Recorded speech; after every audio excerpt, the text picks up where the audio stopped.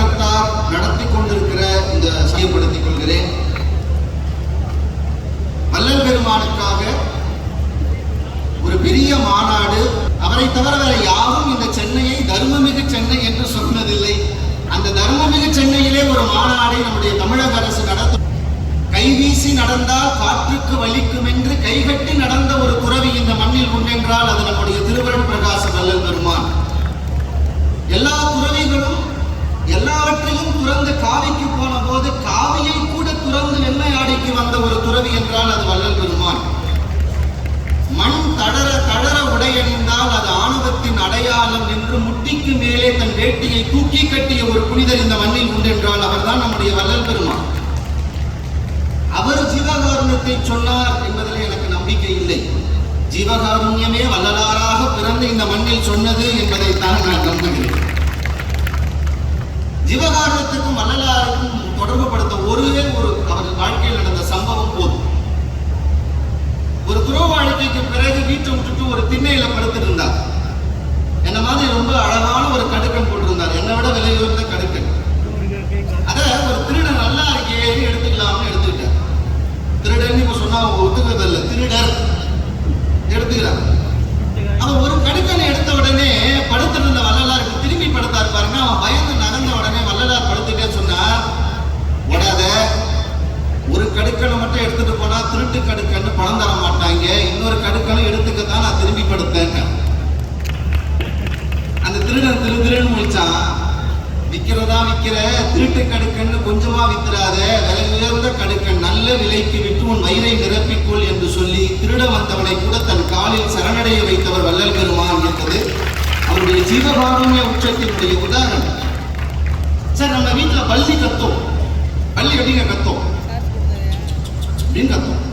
நம்ம எல்லாம் பள்ளி கத்துச்சுன்னா அதெல்லாம் பார்க்கறது இல்லை. நம்ம பள்ளி காலில் விழுதா கழுத்துல விழுதா அதெல்லாம் அதை பார்ப்போம். நியாயப்படி பள்ளி விழுந்தா நம்ம பஞ்சாங்கம் பார்க்கக்கூடாது, பள்ளி தான் போய் பஞ்சாங்கம் பார்க்கணும், நம்ம பார்ப்போம். ஆனா வள்ளலாருடைய ஜீவகாருண்யத்துல உச்சம் என்ன தெரியுமா? அவர் வீட்டுல உட்கார்ந்து இருப்பாரா, பள்ளி கத்துமா, அவரு கத்துன உடனே அழ ஆரம்பிச்சுடுவார். ஏங்க அழறீங்கன்னு கேட்டா நமக்கு ஒரு பழக்கம் உண்டு. யாராவது ஒரு கஷ்டமான விஷயத்த சொன்னாங்கன்னா நம்ம என்ன சொல்லுவோம், இந்த பள்ளி அப்படி கத்துன உடனே வள்ளலார் அழ ஆரம்பிச்சுடுவாரா. ஏன்னா யாருடைய துன்பத்தை நினைத்து இந்த பள்ளி உச்சி கொட்டுகிறதோ என்று யாரோ தெரியாத துன்பத்திற்காக இந்த மண்ணிலே ஒருவர் கண்ணீர் விட்டார் என்றால் இந்த கருணை கடல் தான் வள்ளல் பெருமான். சார், வள்ளல் பெருமானை பற்றி நாம் இன்றைக்கு எவ்வளவோ பேசினாலும் இரண்டு விஷயத்தை சன்மாரியில் ஒருபோதும் கைவிடக்கூடாது. ஒன்று, கொஞ்ச நேரம் முன்னாடி இந்த மேடையிலே நடந்த ஒரு அற்புதமான நிகழ்ச்சியிலே எங்களுடைய தேசமங்கையர் கடைசி அவர்கள் ஒன்றை குறிப்பிட்டார். சன்மார்க்கத்தை நாங்கள் உலகெல்லாம் கொண்டு போக நினைக்கிறோம், ஆனால் உலகம் அதை எடுத்துக்கொள்ள மாட்டேங்கிறதே. நாங்கள் எடுத்துக்காது. ஏன்னா மற்ற மார்க்கங்களை பின்பற்ற வேண்டும் என்றால் அந்த மார்க்கத்தின் நடை உடை பாவனை மட்டும் இருந்தால் போதும். சன்மார்க்கத்தை பின்பற்ற வேண்டும் என்றால் ஒழுக்கம் என்ற ஒன்று இல்லாமல் யாராலும் பின்பற்ற முடியாது.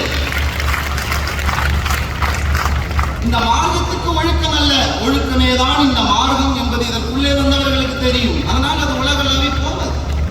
என்றைக்கும் சன்மார்க்கிகள் ஒழுக்கத்திலே இருந்து ஒருபோதும் சன்மார்க்கத்தை நகர்த்தி வைக்கக்கூடாது என்கிற சத்தியத்தை மனதிலே ஏற்றிக் கொள்ளுங்கள்.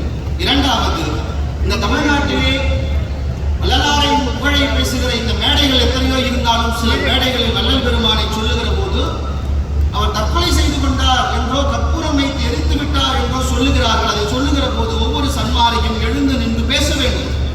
ஏன்னா கற்பூரத்தை வைத்து கொளுத்துகிற மேனி அல்ல அது. வள்ளலார் சொன்னார், கற்பூரம் மணக்கின்ற தென்மேனி கண்டீர், கனவு திருமேனியிலே கலந்து விழுவதுதான் என்று சொன்னார். ஒரு வாலியார் காலத்தில் வந்த அவர் சொல்லுவார், அவருக்கு முன்னாடி இருந்த ஒரு குட்டி குழந்தையாக வள்ளலார் வாழ்ந்த போது இருந்த பெண் வாலியாரிடம் பேசும்போது சொன்னாலாம், வள்ளலாரை பார்த்திருக்கியா? எனக்கு ஞாபகம் இல்லை. ஒண்ணு ஞாபகம் இருக்கு. என்ன, வள்ளலார் வர்றாருன்னா எங்களுக்கு முன்னாடியே தெரிஞ்சிடும். எப்படி அமைச்சர் வந்த உடனே பல பலன்னு பண்ணாங்க, அப்படி இல்லை. வள்ளலார் வந்துட்டாருன்னா கற்பூர வாசனை வரும். ஏன் கற்பூர வாசனை வருதுன்னா, கணவர் திருமேனி அருட்பெருஞ்சோதியோடு தன் மேனியை கலந்ததால் அந்த ஜோதியின் வாசனை வள்ளலாரினுடைய மேனியில் வந்தது என்று சொன்னார். அது கற்பூரம் வைத்து எரிக்கின்ற மேனி அல்ல, கற்பூர வாசனை வருகின்ற மேனி என்பதை நாம் என்றைக்கும் உறக்க சொல்ல வேண்டும். ஜீவகாருண்யம் மோட்சவித்தின் திறவுகோல்னு சொன்னார். சார், நீங்க எந்த வழியில வேணாலும், எந்த சமயத்துல வேணாலும், எந்த மதத்துல வேணாலும் குட்டிக்காரன் கிடைச்சு 500 ரூபாய் ஸ்பெஷல் டிக்கெட் எடுத்து கூட மோட்ச வீட்டுக்கு போயிடலாம். ஆனா அங்க போனீங்கன்னா ஒரு பெரிய பூட்டு தொங்கும். சுத்தி வச்சு அடிச்சா உடைக்க முடியாது. பிடிச்சு தொங்கினாலும் அது திறக்காது. வள்ளலார் சொல்கிறார், எந்த வழியில் வேண்டுமானாலும் மோட்ச வீட்டுக்கு நீங்கள் போகலாம். ஆனால் அந்த வீட்டின் பூட்டின் சாவியை திறக்க வேண்டும் என்றால் ஜீவகாருண்யம் என்கிற சாவி இல்லாத எவனாலும் அந்த பூட்டை திறக்க முடியாது என்று வள்ளலார் சொன்னார். நாம் எல்லோரும் பூட்டை தேடுகிறோம். இந்த மண்ணில் ஒருவர் தான் வந்து சாவியை நமக்கு கையில் கொடுத்தார். அவர் தான் வள்ளல் பெருமான். அதுவும் அந்த சாவி கஷ்டமான சாவி இல்லை சார். வள்ளலார் ஜீவகாருண்ய ஒழுக்கத்திலே சொல்வார், இன்னைக்கு ஜோசியக்காரங்க நிறைய வந்துட்டாங்க. நிறைய யூடியூப்ல அதிகமா போற 2 வீடியோ, ஒன்னு சமையல் குறிப்பு, இன்னொன்னு ஜோசியம் தான். எதுக்கு எடுத்தாலும் நமக்கு பரிகாரம் சொல்றாங்கல்ல. வள்ளலாரும் நமக்கு ஒரு பரிகாரம் சொன்னார். ஜீவகாருண்யத்தில் என்ன பரிகாரம் தெரியுமா? யாருக்கெல்லாம் திருமணம் ஆகவில்லையோ, உங்க எல்லாருக்கும் சொல்றேன், அப்படி சொல்லி உங்க சொந்தக்காரங்களுக்கெல்லாம் வள்ளலார் சொன்னது, யாருக்கெல்லாம் திருமணம் ஆகவில்லையோ விரைவில் திருமணம் ஆக வேண்டும் என்றால் பசித்தவர்களுக்கு சோறு போடுங்கள், விரைவில் திருமணம் ஆகும் என்று சொன்னார்.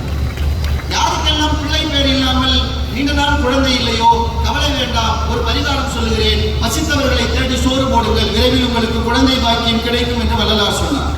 யாரெல்லாம் நோயோடு இருக்கிறீர்களோ கவலைப்பட வேண்டாம், பசித்தவருக்கு சோறு போடுங்கள், உங்கள் நோய் பரிபூரணமாக குணமாகும் என்று வள்ளலார் சொன்னார். வள்ளலாருடைய அற்புதம் என்ன தெரியுமா?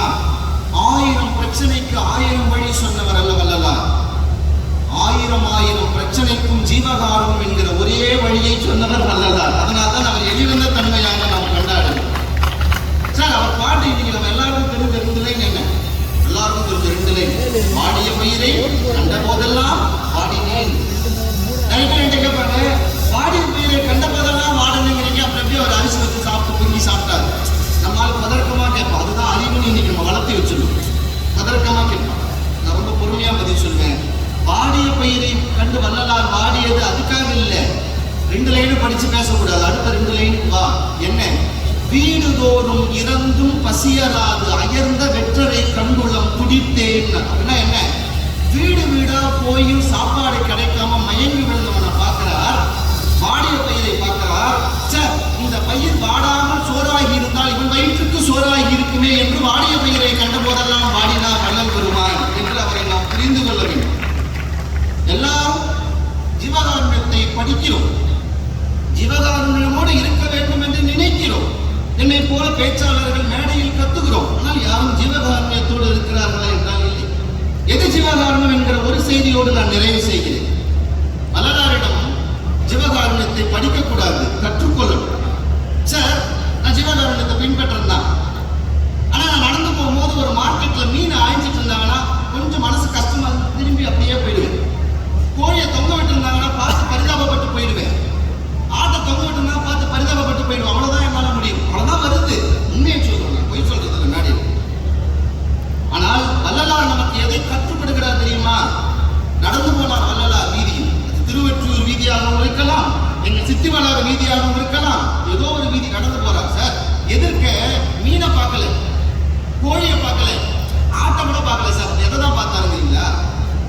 வலைய ஒருத்தர் தோல்ல போட்டு நடந்து எதிர்க்க வந்தான். சார், வள்ளலார் பாடினார். என்ன? துண்ணன கொடியோர் பிறவியில் கொள்ள தொடங்கிய போதெல்லாம் பயந்தேன், கண்ணினால் ஐயோ பிறவியில் கொள்ள கண்ட காலத்தெல்லாம் பதைத்தேன், கண்ணினில் மலையும் தூண்டிலும் கண்ட காலத்தில் எண்ணிய உள்ளம் நடுங்கிய நடுக்கம் எந்தை நின் திருவுளம் அறியும். அப்படின்னா என்ன? மீனை பார்த்து வருத்தப்படல, மீனை பிடிக்கிற வலையை பார்த்து கூட நெஞ்சம் சீர் உழைந்து ஒருவர் மண்ணில் விழுந்து அழுதார் என்றால் அந்த ஜீவகாருண்யம் தான் வள்ளல் பெருமானோட பிறந்த நாம் எல்லோரும் பெற்றுக்கொள்ள வேண்டிய ஜீவகாருண்யம். ஜீவகாருண்யமாக நடிச்சீங்கன்னாலும் உங்களுக்கு சாவி கிடைக்கும். அது டூப்ளிகேட் சாவி. டூப்ளிகேட் சாவி வச்சு ஒரிஜினல் பூட்டை திறக்க முடியாது. ஒரிஜினல் பூட்டை திறக்கணும்னா ஒரிஜினல் சாவி வேணும். ஒரிஜினல் சாவி வேணும்னா ஒரிஜினலா ஜீவகாருண்யமா இருக்கணும். ஜீவகாருண்யமா இருக்கணும்னா இவருக்கு தெரியும், எங்க அண்ணனுக்கு தெரியும், எங்க அப்பாவுக்கு தெரியும் சொல்லக்கூடாது. வள்ளல் சொன்னது போல எந்தையின் திருவுளம் அறியும் என்று ஆண்டவனுக்கு தெரியும் நான் ஜீவகாருண்யமா இருக்குன்னு சொல்ற தைரியம் யாருக்கு வருகிறதோ அவர்கள் மனதில் தான் ஜீவகாருண்யம் வேரூன்றி வருகிறது என்று சொல்லி நல்ல வாய்ப்புக்கு என்னுடைய நன்றிகளை இந்த பேரரங்கத்திற்கு உரித்தாக்கிக் கொண்டு எங்கள் அமைச்சர்களுக்கு சின்ன விண்ணப்பம், இதை விட ஆடல் பாடல்களை விட சத்சங்கங்களும் சத்விசாரங்களும் தான் இருக்க வேண்டும் என்று சொல்லி இருக்கிறார். அடுத்த மாநாட்டில்